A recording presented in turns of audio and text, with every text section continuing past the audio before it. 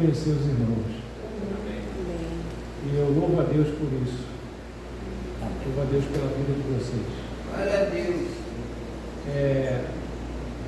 Um pouquinho da minha história. Eu fui casado por 35 anos com uma pessoa maravilhosa chamada Lúcia de Andrade Lima, mãe dos meus 2 filhos, que já são crescidos, Jonatas e Israel, são casados. Jonatas tem 2 filhos, Israel tem uma filhinha. Então eu sou avô de 3 netinhos.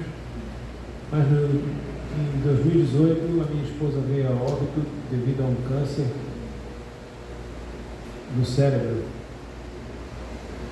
Isso depois de 15 anos de luta por problemas renais, e culminou no dia 5 de dezembro de 2011, doação de rim para ela. Ela teve uma doação de rim e foi do esposo dela. Eu fiz o teste de compatibilidade e fui compatível com ela, então procedemos todos os exames. E no dia 5 de dezembro de 2011 fizemos a cirurgia lá em São Paulo, no Hospital do Rim e Hipertensão, e foi um êxito. Meu rim direito foi embora com ela. Era para ser transplantado o rim esquerdo, mas eles erraram beneficamente, para meu benefício, eles erraram, tiraram o direito. A minha cicatriz está do lado direito.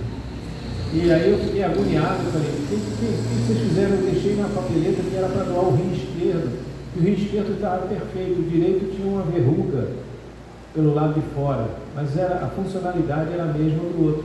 Mas eu falei, não, a verruga deixa para mim, né? Eles trocaram na hora, me explicaram 6 horas depois da cirurgia, quando o médico foi lá me ver e falou, seu Paulo, o senhor está agitando o hospital todo aí por causa do problema do rim, que a gente trocou o rim, ao invés de doar seu rim esquerdo, nós doamos para sua esposa o direito. Deixa eu te explicar. Na hora da cirurgia, o senhor já estava sedado, nós fizemos um checklist nos seus exames e descobrimos uma anomalia do seu rim esquerdo. O seu rim esquerdo tinha 2 artérias alimentando o rim e um ureter saindo. Ia ser mais trabalhoso tirar o seu rim esquerdo do senhor e transplantar nela do que o direito.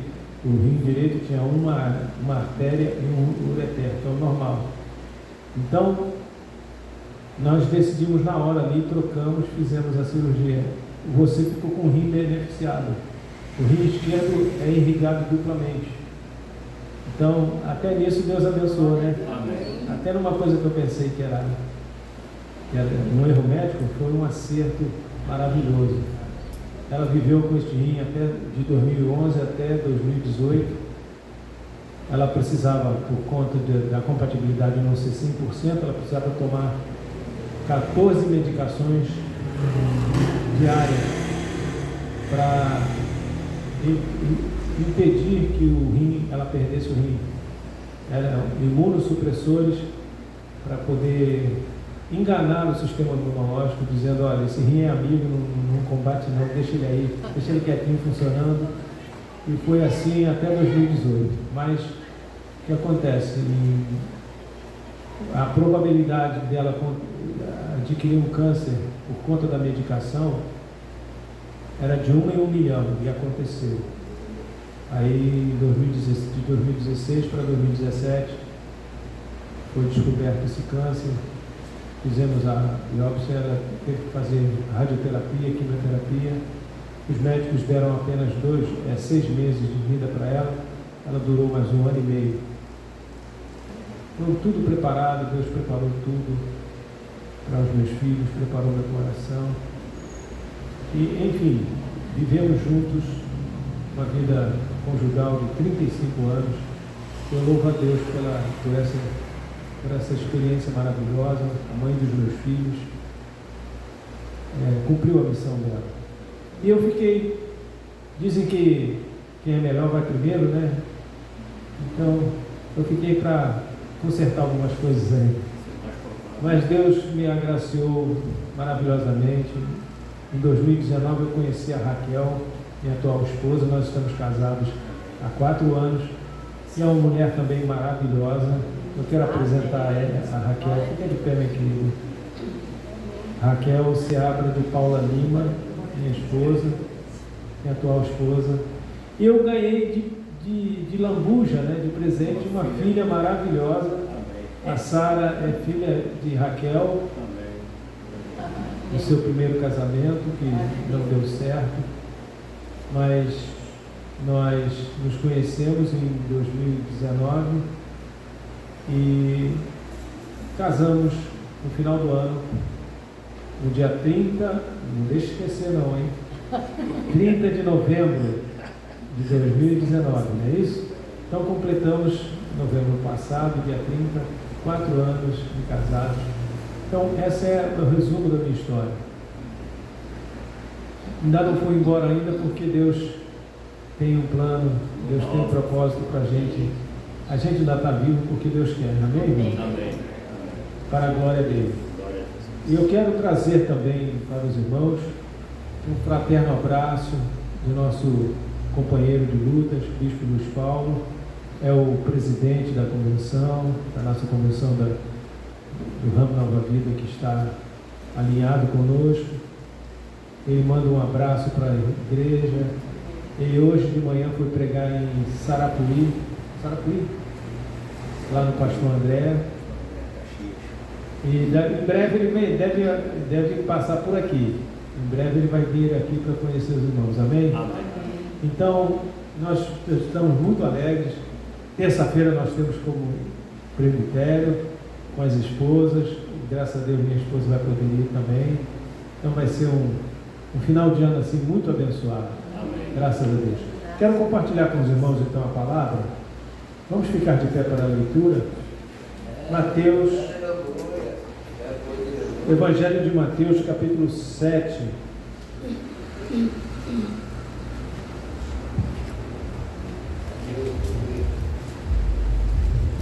Mateus capítulo 7, 2 versículos apenas. O ensino de Jesus é o primeiro ensino de Jesus registrado por Mateus, chamado, que faz parte do Sermão do Monte.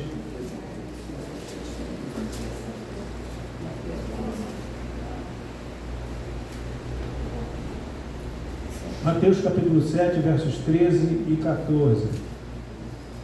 O título desta mensagem é Cristo, a única porta e o único caminho para a vida eterna.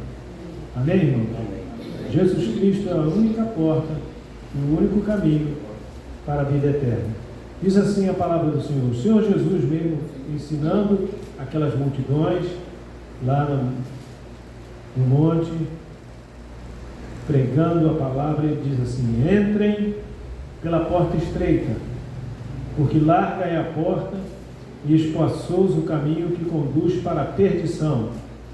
São muitos os que entram por ela. Estreita é a porta e apertado é o caminho que conduz para a vida, e são poucos os que o encontram. Amém? Vou ler mais uma vez. Entrem pela porta estreita, porque larga é a porta e espaçoso é o caminho que conduz para a perdição, e são muitos os que entram por ela. Estreita é a porta e apertado é o caminho que conduz para a vida, e são poucos os que o encontram. Curvemos a nossa cabeça e oremos ao Senhor. Pai querido e amado, obrigado, Senhor, pela Tua palavra que é clara, que é transparente, que é verdadeira, que é santa e fiel, e que é poderosa, Senhor, para quebrar os sofismas, para libertar o cativo. A Tua palavra, Senhor, é lâmpada para os nossos pés. A Tua palavra é luz para o nosso caminho. E nós te pedimos que ela venha hoje lembrar-nos que nós entramos pela porta estreita e pelo caminho apertado. Nós te agradecemos e te louvamos. Em nome de Jesus. E você disse amém. Amém. Podeis assentar, irmãos. Esse texto maravilhoso, registrado por aquele cobrador de impostos, Mateus, se você se lembra, o nome dele era Levi, né? E ele era um dos cobradores de impostos, um judeu que cobrava impostos dos judeus para o governo romano. E eles eram odiados por conta disto. E Jesus, como não fazia acepção de pessoas, ele conhecia o coração, ele olhava para as pessoas no fundo da alma, e ele sabia do anseio, e ele planejou desde a eternidade chamar Mateus para ser seu seguidor. Porque ninguém nesta vida segue a Jesus sem que antes ele, lá na eternidade, já tenha determinado isto. Por quê? Porque ele é um Deus eterno, amém? Ele vê tudo antes de tudo. Jesus é Deus encarnado. E Deus é onisciente, onipresente e onipotente. Tudo que ele faz fora do tempo. Deus não está preso a tempo e espaço. Ele é o Criador do tempo e do espaço. Toda a criação procede dele. Porque nós vemos lá em Gênesis que no princípio Deus criou os céus e a terra. Então no princípio havia céus e terra? Não. No princípio havia quem? Deus. No princípio Deus. E com a sua palavra ele criou todas as coisas para louvor da sua glória, para o transbordamento da sua santidade, do seu amor, da sua palavra. Com a sua palavra ele criou todas as coisas, mas ele precisava revelar a sua palavra neste mundo. Então Jesus Cristo vem, e Jesus Cristo é o Verbo que se fez carne e habitou entre nós. E Mateus foi chamado para ser seu seguidor. Ele largou tudo, largou a coletoria e foi receber Jesus em casa, levou Jesus para a casa dele, deu um banquete para Jesus. E os judeus ficaram com raiva. Como é que esse Galileu vai na casa de um publicano, de um traidor da pátria? Mateus era um traidor do povo hebreu, era considerado um dos traidores, mas até os traidores são transformados por Jesus, amém? Glória a Deus. E este Evangelho de Mateus, ele escreveu com um claro propósito, irmãos, de provar para os seus compatriotas que Jesus era o tão esperado Messias, o ungido de Deus, o Cristo, que foi prometido desde Gênesis 3,15. Lá em Gênesis 3,15, Deus falou assim: da semente da mulher nascerá um que vai fazer o quê? Esmagar a cabeça da serpente. A serpente era o diabo.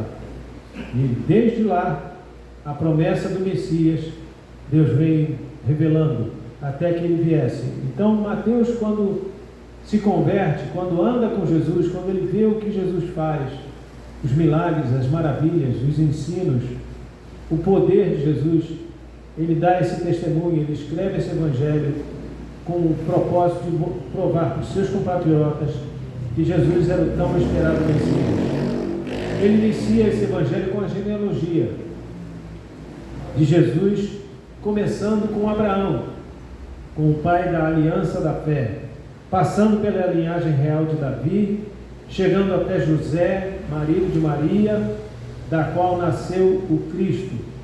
Ele revela, ele retrata o nascimento de Jesus, o seu batismo, a sua tentação no deserto pelo diabo, seu ensino, que é um verdadeiro manual de discipulado, e ele usa 5 discursos que estão nos capítulos deste livro, 15 parábolas, várias situações de milagres, revelando que Jesus Cristo é Emanuel. E Emanuel quer dizer o que, irmãos? Deus conosco, Deus presente em nossa existência. Mateus é o evangelho que mais cita o Antigo Testamento, mostrando que no Antigo Testamento todas as profecias apontavam para Jesus. qualificando Jesus como o rei que veio trazer o reino de Deus na terra para fazer o quê? Libertação de judeus, libertação dos gentios, libertação de pessoas de todas as nações, libertar do quê? Do pecado, da culpa do pecado, e por fim, ele vai nos libertar do quê, irmãos? Da presença do pecado. Mateus vem, então, indicando estas situações. Cristo realiza essa libertação por meio de sua morte de cruz e por sua ressurreição gloriosa. Jesus Cristo é, sem sombra de dúvida, a única porta e o único caminho que nos conduz para a vida eterna. Vamos voltar ao texto que a gente leu? Volte a sua atenção ao texto, capítulo 7, versos 13 e 14, para a gente meditar nesta palavra. Esse texto lido é o final do primeiro discurso de Jesus, que abrange o Sermão do Monte, que vai do capítulo 5, capítulo 6 e capítulo 7. E ele começa o capítulo 5 com o quê? Com as bem-aventuranças. Essas bem-aventuranças descrevem o quê, irmãos? O perfil de caráter de um discípulo de Jesus Cristo. O perfil de caráter de um discípulo de Jesus Cristo está logo estampado. É o retrato primeiro que Jesus apresenta das pessoas que Deus aproxima dele e faz uma gloriosa transformação do coração. Porque para transformar o caráter tem que transformar o coração, amém? Amém. O centro da vontade. Então, nesse capítulo, nesses versículos, está dizendo aí: a porta larga e o caminho espaçoso que conduz para a perdição. O que podemos entender por porta larga e caminho espaçoso? Será que todos os caminhos levam a Deus? Tem gente que diz assim, quantos já ouviram falar? Mas todos os caminhos levam a Deus. Já ouviu falar isso? Isso é verdade? Pelas Escrituras? Não. Só existe um caminho que leva a Deus. Mas as pessoas tentam achar um caminho de portas largas. O que é esse caminho de porta larga? Será que religião, filosofia, culto a ídolos, culto a entidades e elementos da natureza, o legalismo e as boas obras, será que essas coisas podem nos abrir caminho para o reino de Deus? Sim ou não? Claramente que não. A Bíblia nos mostra categoricamente isto. Tais opções não atingem o ponto principal que impedem o ser humano de ter comunhão com Deus. O que impede nós, seres humanos, termos comunhão com Deus? Uma palavra: pecado. Nós vamos ver isso. Mateus capítulo 4, verso 17. Vai lá. Capítulo 4, verso 17.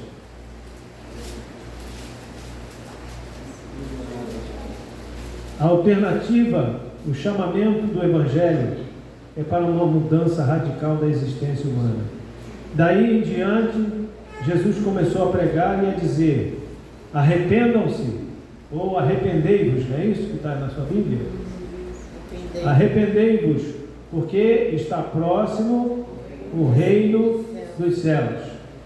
Jesus começou o seu ministério com esta conclamação: arrependam-se, ou seja, voltem-se para Deus, voltem-se humilhados para Deus, humilhados sob a poderosa mão de Deus, para que Ele a seu tempo vos exalte. O chamamento para pertencer ao reino de Deus passa por este arrependimento. A palavra arrependimento aqui no Novo Testamento é a palavra metanoia, que significa uma mudança total, mudança da mente, mudança das emoções e mudança das intenções. Mudança da mente, mudança das emoções e mudança das intenções. Uma mudança radical. A mudança, o que a Bíblia fala de o coração transformado. Amém? Romanos capítulo 3, verso 23.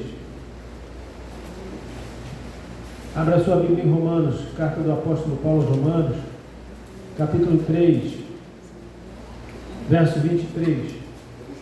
O que diz aí? Pois todos pecaram e carecem do quê? Da glória de Deus. Pois todos pecaram e carecem da glória de Deus. E esta glória de Deus está revelada em quem, irmãos? Jesus Cristo. Todos pecaram e nós precisamos desta glória revelada na obra salvífica de Cristo, na pessoa de nosso Senhor Jesus Cristo. Esta é a situação espiritual de toda a raça humana. Toda a raça humana está definitivamente, radicalmente afastada da presença de Deus por causa do pecado. E pela ação do pecado no seu coração, o ser humano comete uma série de outros delitos contra si mesmo e contra o seu semelhante. Não é isso que nós estamos vendo dia após dia na nossa sociedade? Parece que o mal está avançando, está crescendo, as pessoas não se respeitam mais, seres humanos matando outros seres humanos por causa de um celular, por causa de um desentendimento, por causa de inveja, por causa de cobiça. Então, nós vemos esta situação dramática da existência humana, mas a Bíblia tem a resposta maravilhosa. Amém, irmãos? A Bíblia diz que Deus amou esta humanidade que está tomada pelo pecado, e Ele amou de tal maneira que Ele providenciou o único meio para reconciliar o homem consigo mesmo. Abra sua Bíblia em João capítulo 3. João capítulo 3, versos 14, de 14 a 18. O que diz a palavra? E assim, é isso mesmo? João 3, de 14 a 18. E assim, como Moisés levantou a serpente no deserto, assim também é necessário que o Filho do Homem seja levantado, para que todo que nele crê tenha a vida eterna. Então, João está dizendo que, Jesus está dizendo que ele seria levantado, ele seria posto naquela cruz para, no seu sofrimento, no seu sacrifício vicário, na sua expiação, na sua propiciação, ele comprasse de volta para Deus todo aquele que cresce no seu nome. Amém, irmãos? Todo aquele que entregasse, rendesse o seu coração a Jesus, todo aquele que nele crê tenha a vida eterna. E ele continua dizendo, por que Deus fez isso? Porque Deus amou o mundo de tal maneira que deu o seu Filho unigênito, para que todo que nele crê não pereça, mas tenha a vida eterna. Porque Deus enviou o seu Filho ao mundo não para que condenasse o mundo, mas para que o mundo fosse salvo por meio dele. Quem nele crê não é condenado, mas o que não crê já está condenado, porque não crê no nome do unigênito Filho de Deus. A palavra de Deus nos garante que somente por meio de Jesus Cristo, Rei dos Reis e Senhor dos Senhores, é que podemos entrar no reino de Deus e receber a vida eterna. Então, porta larga, caminho espaçoso, conduz o homem para fora da presença de Deus. Conduz o homem, vai deixar o homem.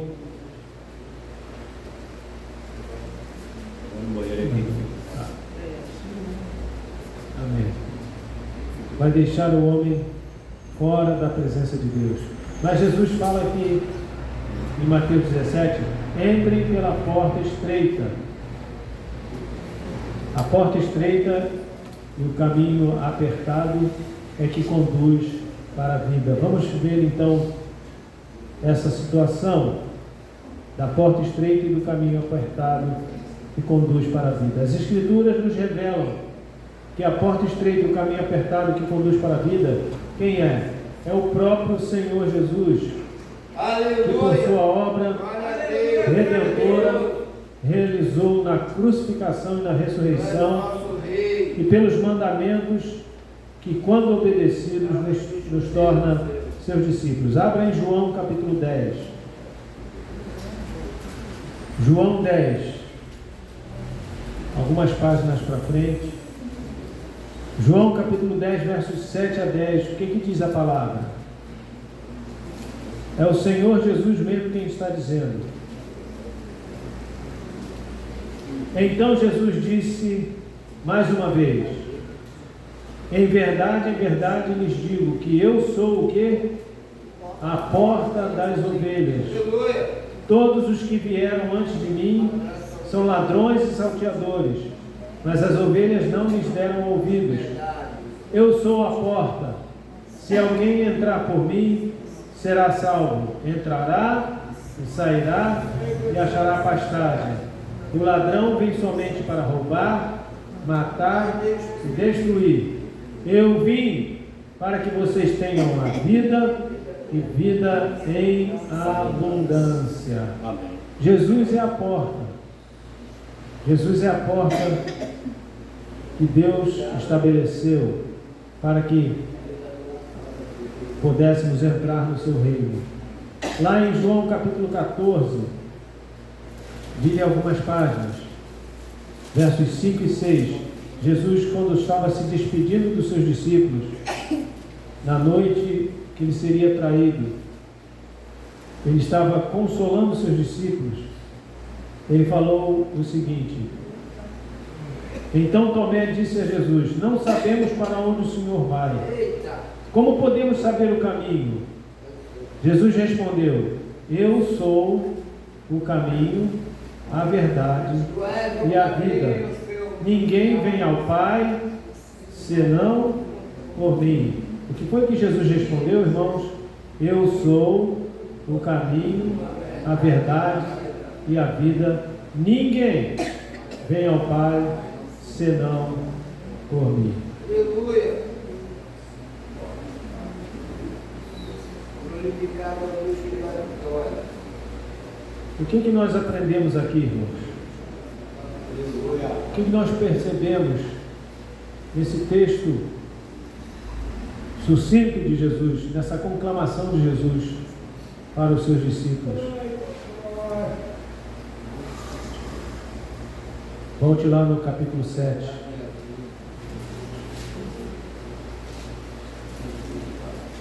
Entrem pela porta estreita, porque larga a porta e espaçoso o caminho que conduz para a perdição. E são muitos os que entram por ela. O mundo oferece um caminho fácil. E muita gente está entrando por esse caminho fácil, se enganando e sendo enganado. Mas a palavra de Deus nos mostra que a porta de entrada para o reino eterno é uma porta estreita. O caminho é apertado. É a porta da abnegação, é o caminho do discipulado, de se tornar um discípulo, um seguidor e uma seguidora do Senhor Jesus. A Bíblia diz de maneira transparente e verdadeira que nós só podemos ser salvos dos nossos delitos e pecados mediante a fé na obra sacrificial de Cristo na cruz do Calvário. Ele foi colocado ali pelo Pai para cumprir a justa justiça de Deus que pesava contra nós. Jesus não foi para a cruz por acidente. Ele sabia o tempo inteiro que ele veio a este mundo para morrer na cruz. O caminho dele era o caminho do Calvário, porque ele sabia que ao fazer isto, ele estaria resgatando os eleitos de Deus, ele estaria resgatando a sua igreja, o seu povo, ele estaria chamando pessoas de toda raça, de toda língua, de toda tribo, de toda nação, que ouvisse o Evangelho e o coração fosse iluminado pelo Espírito Santo para se render ao senhorio de Cristo, para andar neste caminho apertado e passar por essa porta estreita. A Bíblia nos diz que Cristo veio ao mundo para assumir a nossa culpa diante de Deus e prover assim a remissão dos nossos pecados e apagar diante de Deus as nossas transgressões.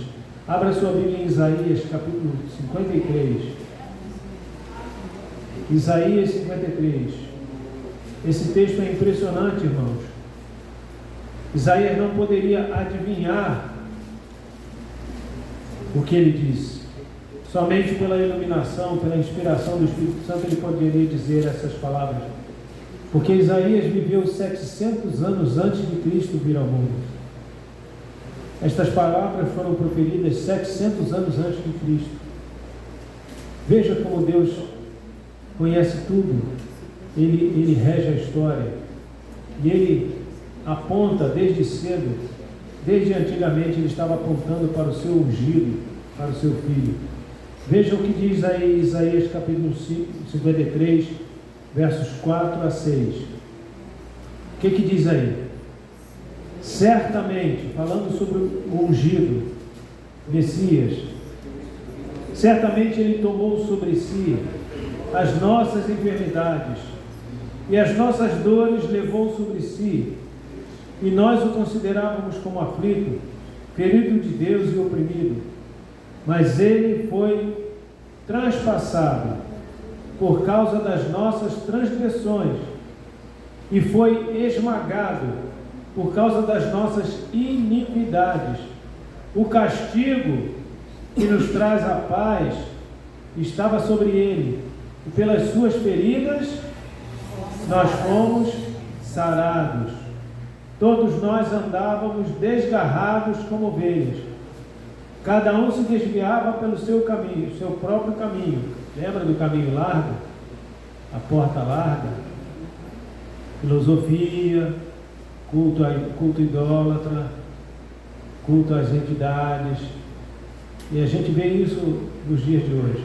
As pessoas estão tentando achar um caminho. Aleluia, glória a Deus. Mas o caminho já foi aberto. Jesus Cristo é o único caminho. Amém. Amém, irmão? Amém. Todos nós andávamos desgarrados como ovelhas, cada um se desviava pelo seu próprio caminho. Mas o que aconteceu? Mas o Senhor, quem? O Senhor fez cair sobre ele a iniquidade de quem, irmãos? De todos nós. Nós só somos salvos porque Jesus pagou o preço. Só somos salvos porque Jesus nos amou primeiro e Ele verteu a sua vida na cruz do Calvário por nós. Não há, portanto, irmãos, como entrar no reino de Deus a não ser pela fé em Jesus, pois Ele é a porta estreita que dá acesso à presença de Deus.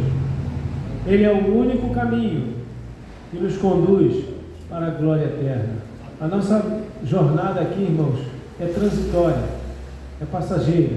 Nós fomos gerados pelo nosso pai e pela nossa mãe para virmos ao mundo. E o propósito de virmos ao mundo é conhecer a Deus.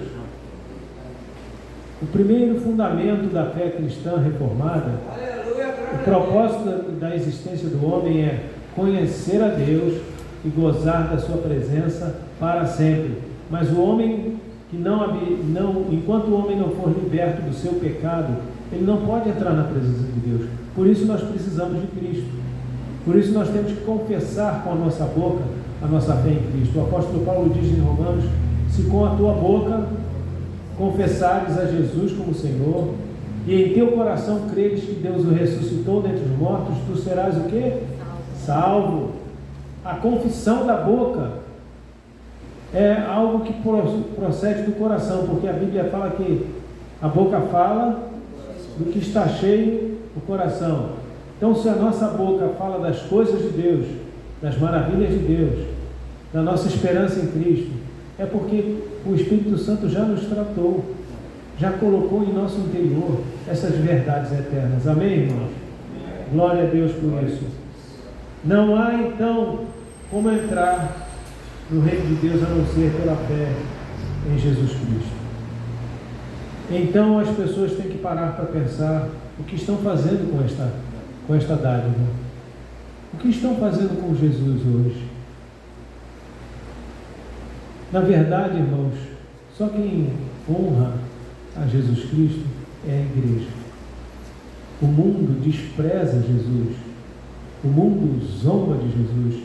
Os irmãos se lembram do que aconteceu a um carnaval recente? O que fizeram, o deboche, o escárnio que fizeram com a pessoa do Senhor Jesus? Lembra disso? Em plena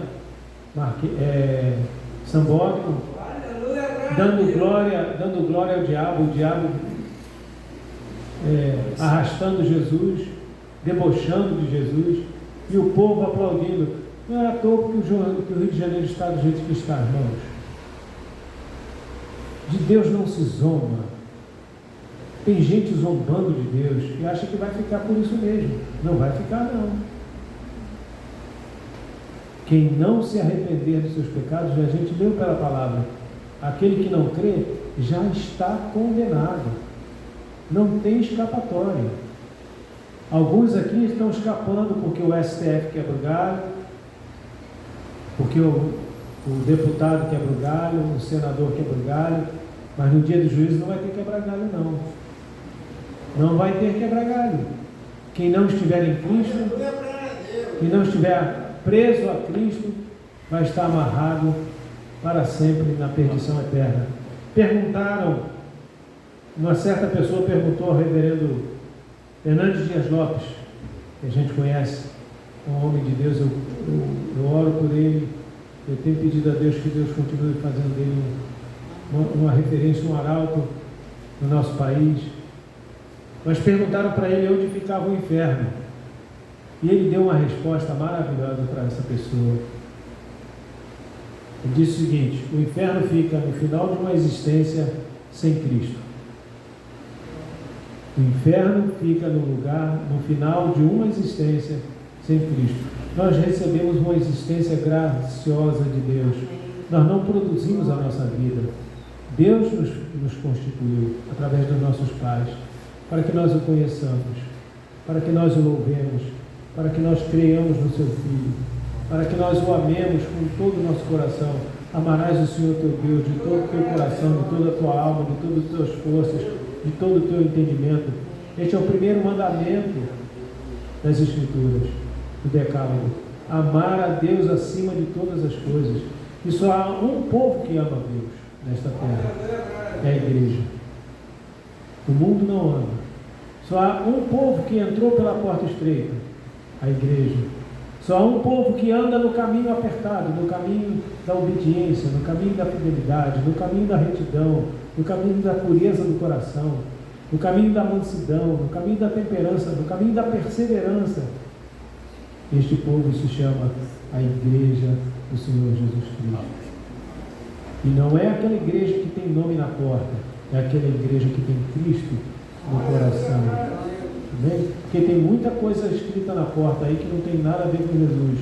E no dia do juízo vai falar: Senhor, em teu nome nós pregamos, nós curamos, nós expulsamos demônios, mas essas pessoas na vida privada faziam coisas que não tinham nada a ver com Jesus.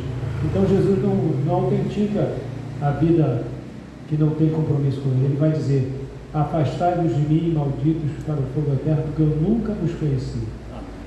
O mundo vai ouvir essa sentença, mas as igrejas, os eleitos, vão ouvir: vinde, bendito do meu Pai. Possuí por herança o reino que vos está preparado desde a fundação do mundo. Porque tive fome e me deste de comer, tive sede e me deste de beber, eu estava nu e me vestiste, estava enfermo e fostes ver-me. E aí a gente vai perguntar: quando é que nós fizemos isto? Quando vocês fizeram a um dos meus pequeninos irmãos, vocês me fizeram a mim.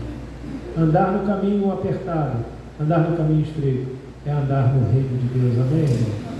Que os irmãos perseverem firmes na fé, que nós continuemos neste caminho, não abdiquemos, não abramos mão dele por nada deste mundo, irmãos, porque o preço que foi pago para a nossa redenção foi muito alto. Não foi com prata nem com ouro que nós fomos comprados, mas foi com o precioso sangue de Jesus Cristo, nosso Senhor. Vamos curvar a nossa cabeça, vamos orar, vamos ficar de pé. Glória a Jesus. Louvado seja o teu nome, Senhor. Coloque a sua mão no seu coração e agradeça a Deus por Ele ter te resgatado, por Ele ter encontrado você na situação que você estava. Amém. Perdido, condenado à perdição eterna. Obrigado, Senhor, porque o Senhor nos encontrou. Obrigado. Nós estávamos andando no caminho errado, Senhor. Nós estávamos andando no caminho das trevas. O Senhor cruzou o nosso caminho, Senhor. O Senhor nos achou. Amém. O Senhor nos chamou para perto de Ti. Nos lavou no sangue do Cordeiro. Glória. O Senhor iluminou o nosso coração. Obrigado. O Senhor limpou a nossa mente da iniquidade. E agora o Senhor tem, dia após dia, santificado a nossa vida. Amém. Pela Tua palavra. Pois o Senhor mesmo orou por nós, dizendo: Pai, santifica-os na verdade. João 17, 17. Glória. Pai, santifica-os na verdade. A Tua palavra é a verdade. Amém. Obrigado porque a Bíblia Sagrada, Senhor, opera uma limpeza em nós. Amém. Opera a transformação da nossa mente, do nosso caráter, das nossas emoções, das nossas decisões. Louvado seja o Teu nome, Senhor. Queremos Te agradecer por tudo que o Senhor tem feito. Amém. Que o Senhor continue operando em nós e através de nós, manifestando ao mundo, Senhor, que Jesus Cristo é o Senhor. Amém. Para a glória de Deus Pai. Nós agradecemos em nome de Jesus. Que a igreja diga amém. Amém. Pastor.